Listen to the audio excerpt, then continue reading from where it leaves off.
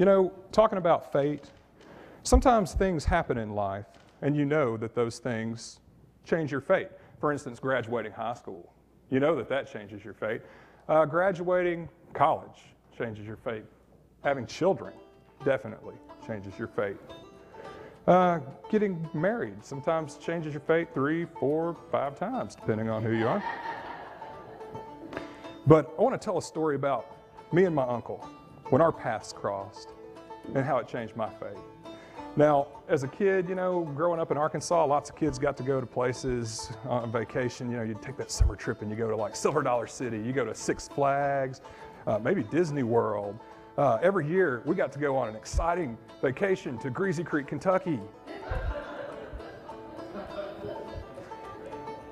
I don't want to give Mom and Dad a hard time. We did go to Disney World as well, so. But we went to Greasy Creek, Kentucky, and that's where Dad's family was from. And I had an uncle there, Uncle Avery, and he was a big guy, and people now, some of my aunts say that I look like him. And I remember being a kid and looking at, he had a tattoo on his arm. It was a martini glass with a naked woman in it. But even better, it said man's demise. I think I might get that tattoo one day. Mom's shaking her head no. But, you know, when people have kids, sometimes you can get tired of kids. Well, he didn't have kids, so he let me hang around all the time, and I'd follow him around. And I remember thinking he's so big and so strong, and he can do anything. I remember one time there was a copperhead, and he stomped it to death with his boot, got his pocket knife, and cut it open. Copperheads give live birth. Baby snakes went everywhere, and he's just stomping them. That is tough. That is tough. I remember one time he was shoeing a horse, and he put a nail through his finger, and he got a claw hammer and pulled it out, poured some whiskey on the finger. The bottle was half empty.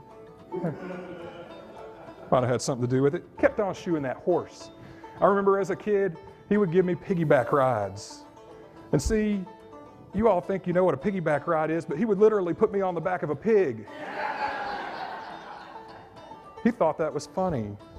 The pig didn't. But we used to play games too. And one of those games we would play was with a $50. And the game went like this. He would put the $50 in his hand, and I simply had to grab it before he could close his hand. That was the game. But see, Uncle Avery wasn't the kind of guy who's going to let you win just because you're a kid. You had to win legitimately. And I never could get that coin. But you know, as I kept getting older, I thought, this is the year. I think I was probably 10 or 11, and I thought, this is the year. I'm going to get this coin this year. And we went to his house to see him, and he had a bed in the living room, and he had a feeding tube and a ventilator, and he had Lou Gehrig's. It's also called ALS, and he didn't live much longer after that. And I never got to get that coin out of his hand. But you know, as I got a little older, I thought about that. I thought about this game we used to play. And I started doing martial arts and football and wanted to be quicker. And thought, how can I be quicker? And I thought it back to our game. Now, the thing about this game is you can't play it by yourself. It doesn't work to try to grab the coin out of your own hand. People get bored playing it with you. And now I know this is hard to believe probably, but as a kid I had some strange hobbies. And one of those hobbies, I liked mountain men crafts. So I happened to have this laying around. And I thought, you know, no risk, no reward, right? So why not? If you don't know what this is an animal trap. And I'll show you how these work. You step on the spring. Let's see here. You step on the spring.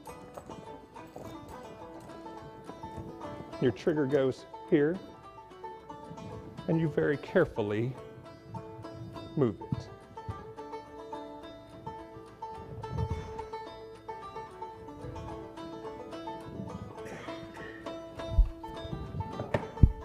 Now, if you touch that trigger in the middle, that's what happens. So you got to be fast if you're going to play around with a spring trap.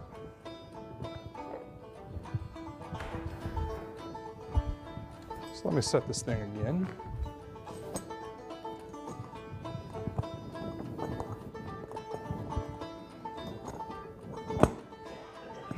Sometimes it's a little hard with these old rusty ones. There we go.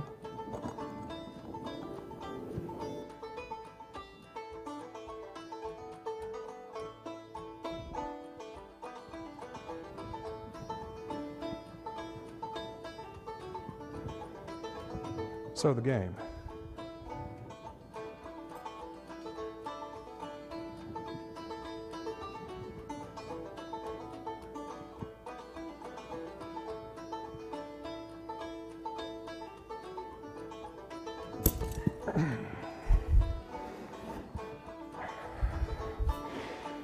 Now you may wonder if that hurts. You may not. It does indeed hurt. But I thought about my Uncle Avery and how tough he was and figured if he could go through it, I probably could. You know, I never did figure out how to get the coin out of this trap. But I bet my Uncle Avery's laughing watching me try. Thank you.